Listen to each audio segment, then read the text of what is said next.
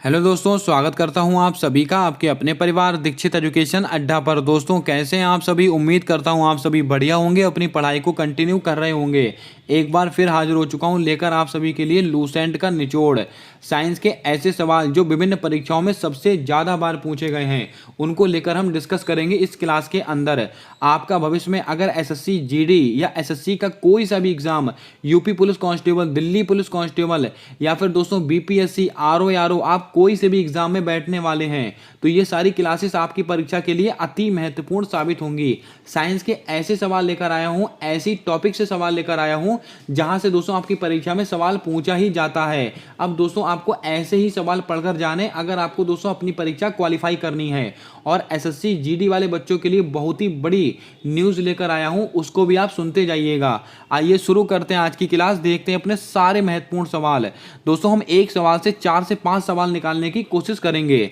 हमारा पहला क्वेश्चन है, शैवालों का अध्ययन क्या कहलाता है? Mycology, phycology, cytology, entomology. दोस्तों आपको बता दें, जो शैवालों का अध्ययन होता है वो कहलाता है आपका फाइकोलॉजी। तो फाइकोलॉजी आपका बिल्कुल सही जवाब होगा। अगर आपसे ऐसे क्वेश्चन पूछा जाए कि माइकोलॉजी, इसके अंतर्गत दोस्तों किसका अध्ययन करते हैं? कवकों का। कवक। अगर आपसे क्वेश्चन पूछा जाए कवकों का अध्ययन दोस्तों किसके अंतर्गत होता है? माइकोलॉजी के अंतर्गत होता है। और साइटोलॉजी, इसके अंतर्गत किसका अध्ययन होता है? कोशिका का अध्ययन। कोशिका। कोशिका का अध्ययन क्या कहलाता है? साइटोलॉजी। और कोशिका की खोज किसने की थी? रॉबर्ट हुक नामक वैज्ञानिक ने की थी। आपको याद होगा रॉबर्ट हुक होगा कि रॉबर्ट ब्राउन? याद रखिएगा, रॉबर्ट हुक ने कोशिका की खोज की थी, लेकिन रॉबर्ट ब्राउन ने केंद्रक की खोज की थी। ये बात आपको ध्यान में रखनी है, कंफ्यूज नहीं होना है। अगला क्वेश्चन, एंटीमोलॉजी, इसके अंतर्गत दोस्तों कीटों का अध्ययन होता है। किसका? कीटों का अध्ययन होता है।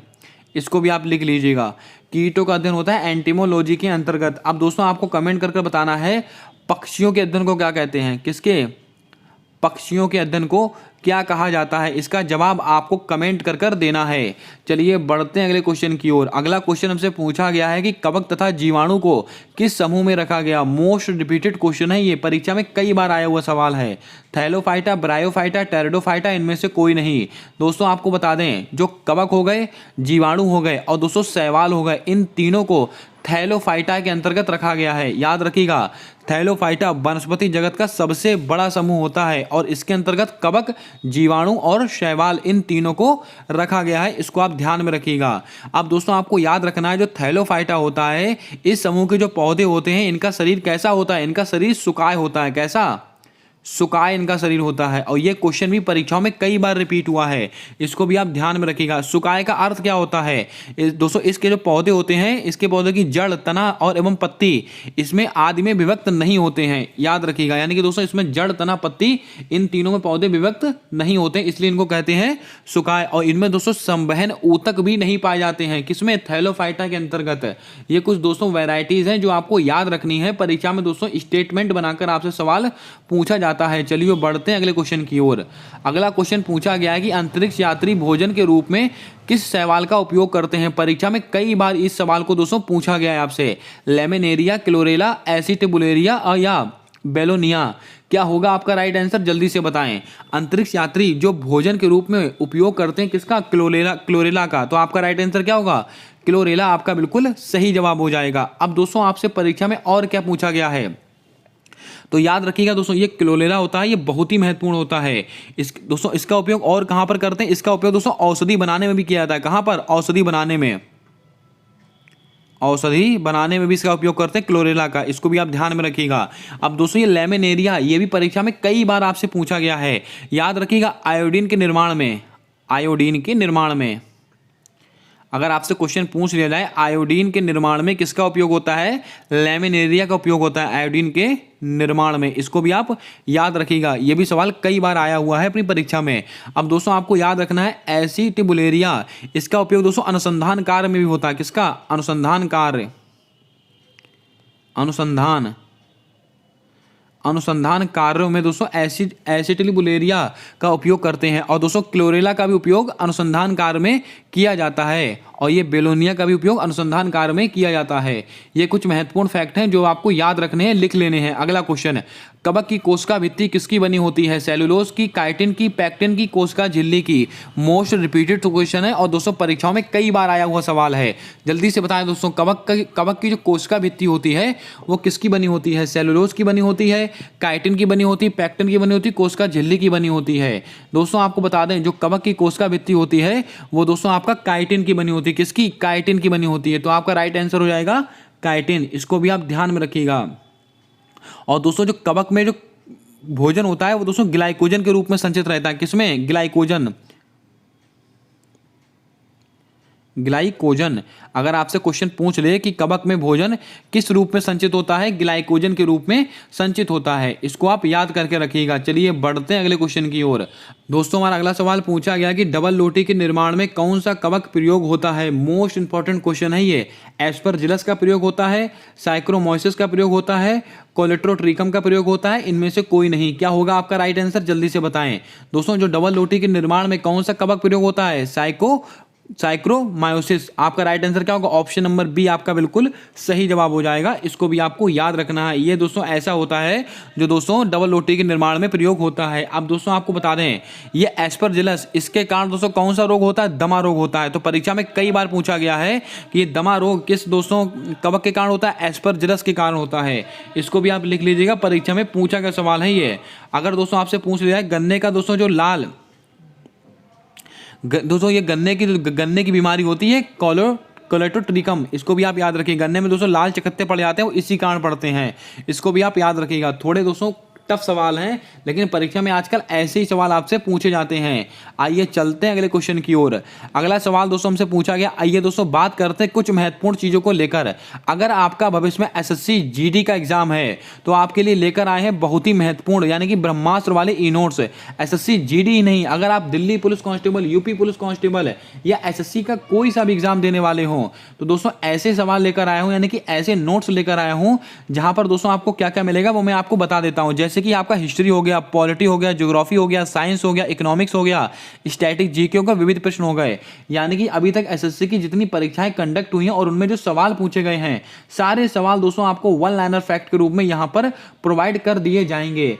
दोस्तों वैसे सवाल हैं जो दोस्तों आपकी परीक्षा में पूछे जाते हैं, फालतू का एक सवाल वहां पर इंक्लूड नहीं किया गया है। यानी कि दोस्तों आप 8 से 10 दिन में पूरी जीके को कंसाइज रूप में पढ़ सकते हैं और अपना रिजल्ट बेहतर कर सकते हैं। आप कम से कम अगर आपके पेपर में 25 क्वेश्चन आते हैं जीके जीएस के, तो आप दोस्तों इस नोट्स को पढ़कर 18 से 20 सवाल आसानी से बना ले जाएंगे। मैं 25 की 25 गारंटी कभी नहीं लेता हूं, लेकिन हाँ 18 से 20 सवाल आप आसानी से बना ले जाएंगे।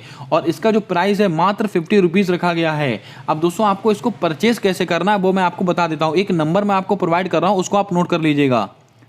7078-142-717, ये हमारा व्हाट्सएप बिजनेस अकाउंट नंबर है।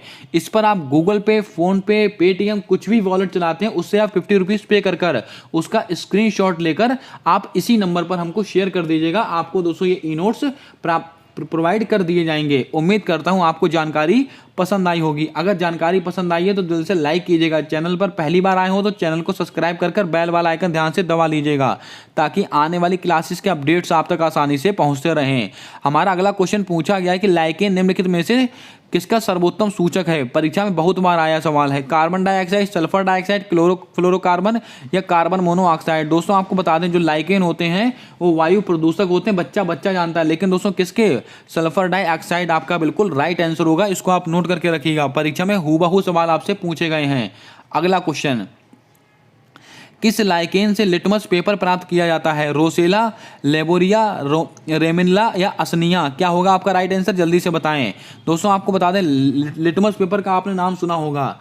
दोस्तों ये प्रयोगशाला में केमिस्ट्री की लैब में आपने कई बार लिटमस पेपर को दोस्तों प्रयोग भी किया होगा और नाम भी सुना होगा। और किस लाइकेन से प्राप्त किया जाता है? ये रोसेला से। तो आपका राइट आंसर क्या होगा? रोसेला आपका बिल्कुल सही जवाब हो जाएगा। इसको भी आप ध्यान में रखिएगा, परीक्षा में हूबहू आपसे सवाल पूछे गए हैं। आइए दोस्तों बात करते हैं ऑप्शंस को लेकर।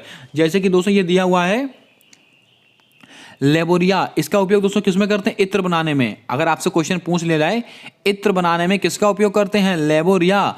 लाइकेन का उपयोग किया जाता है इत्र बनाने के लिए, लेबोरिया। और दोस्तों ये रोमेला, ये दोनों दोस्तों किसका उपयोग करते हैं, इत्र बनाने में इसका उपयोग किया जाता है। अब दोस्तों अगर आपसे पूछ रहे असनिया, ये दोस्तों लाइकेन का नाम है और ये प्रतिजैविक आसनिक प्रतिजैविक दोस्तों अम्ल बनाने में इसका उपयोग किया जाता है। किसका, प्रतिजैविक अम्ल बनाने में इसका उपयोग किया जाता है। उम्मीद करता हूं आपने नोट कर लिया होगा। चलिए बढ़ते हैं अगले क्वेश्चन की ओर।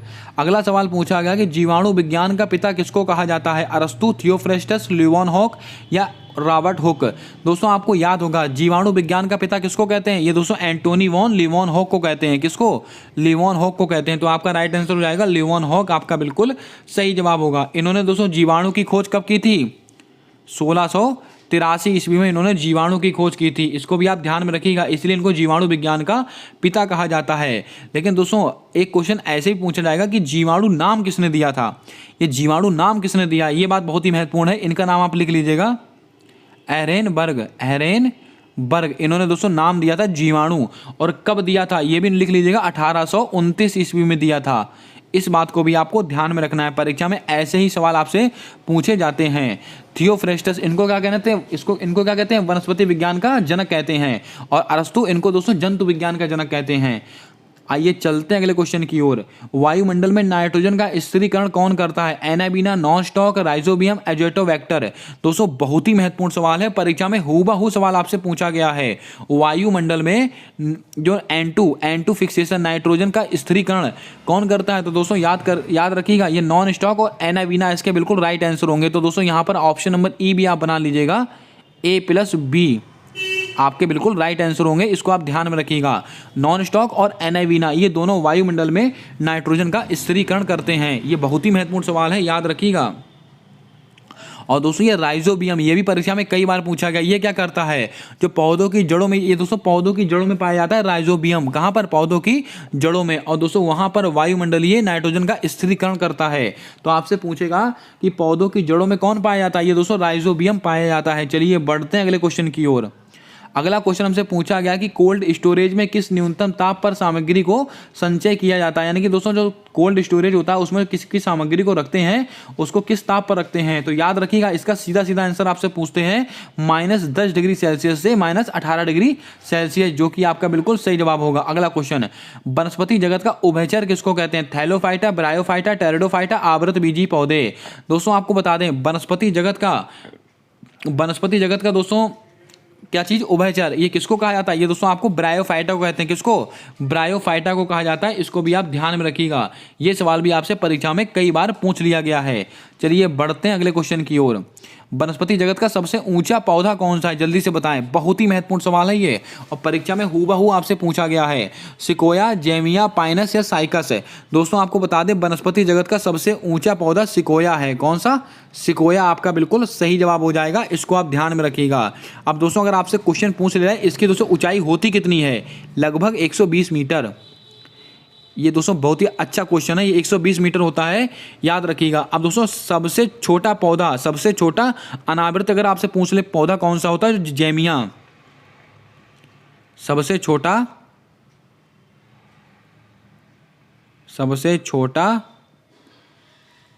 अनावृत बीजी, सबसे छोटा अनावृत बीजी पौधा कौन सा है, ये जेमिया आपका बिल्कुल सही जवाब हो जाएगा। इसको भी आप याद रखिएगा, ये सवाल भी परीक्षा में कई बार आया हुआ क्वेश्चन है। चलिए बढ़ते हैं अगले क्वेश्चन की ओर। अगला क्वेश्चन हमसे पूछा गया है, आवृत बीजी पौधे में किस प्रकार का निषेचन होता है, त्रिक संलयन, एक संलयन, द्वि संलयन, चतुस्संलयन। दोस्तों आपको बता दें जो आवृत बीजी पौधे होते हैं इनके अंदर दोस्तों त्रिक संलयन होता है। किसके अंदर, त्रिक संलयन होता है आवृत बीजी पौधों के अंतर्गत। और सभी समूह में दोस्तों एक संलयन होता है। कौन सा दोस्तों, और सभी में एक संलयन होता है। कौन सा, एक संलयन। इसको भी आप लिख लीजिएगा। आइए चलते हैं अगले क्वेश्चन की ओर। अगला क्वेश्चन हमसे पूछा गया है कि निम्न में से जाइलम के कौन से कार्य होते हैं, जाइलम और फ्लोएम। ये दोस्तों परीक्षा में बहुत बार पूछे जाते हैं, लेकिन इनके कार्यों को आपको याद रखना है तो कभी गलत नहीं होगा। जाइलम का दोस्तों कौन कौन से कार्य होते हैं, जल तथा खनिज, जल व खनिज लवणों का संवहन करना, यांत्रिक दृढ़ता प्रदान करना, भोजन को पौधों के सभी भागों में पहुंचाना, ए और बी दोनों। याद रखिएगा जो जाइलम होता है इनका कार्य होता है जल तथा खनिज लवणों का संवहन करना और यांत्रिक दृढ़ता प्रदान करना। तो आपका राइट आंसर हो जाएगा ऑप्शन नंबर ए और बी दोनों। और दोस्तों भोजन को पौधों के विभिन्न भागों में पहुंचाना, ये तो फ्लोएम का कार्य होता है। किसका, ये फ्लोएम का कार्य होता है, इसको भी आप याद रखिएगा। अगला क्वेश्चन, हमारा अगला और अंतिम सवाल है कि प्रकाश संश्लेषण की दर किस रंग में सबसे अधिक होती है। तो आपने दोस्तों प्रकाश संश्लेषण की प्रक्रिया सुनी होगी। प्रकाश संश्लेषण की दर सबसे अधिक होती है लाल रंग में। किसमें सबसे अधिक होती है प्रकाश संश्लेषण की दर? लाल रंग में। और सबसे कम बैगनी रंग में होती है। याद रखिएगा, ये सवाल भी परीक्षा में कई बार रिपीट हुआ सवाल है। अब दोस्तों आपके लिए होमवर्क का एक सवाल है, जल्दी से बताएं कि श्वसन की क्रिया के दौरान पेड़ पौधे कौन सी गैस को ग्रहण करते हैं, कौन सी गैस को मुक्त करते हैं? इसका जवाब आपको कमेंट कर बताना है। उम्मीद करता हूं आज की क्लास आपको पसंद आई होगी, आज के क्वेश्चन आपको समझ में आए होंगे।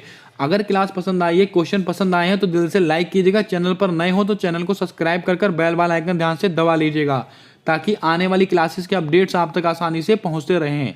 मिलते हैं नेक्स्ट क्लास में, तब तक के लिए जय हिंद, जय भारत दोस्तों।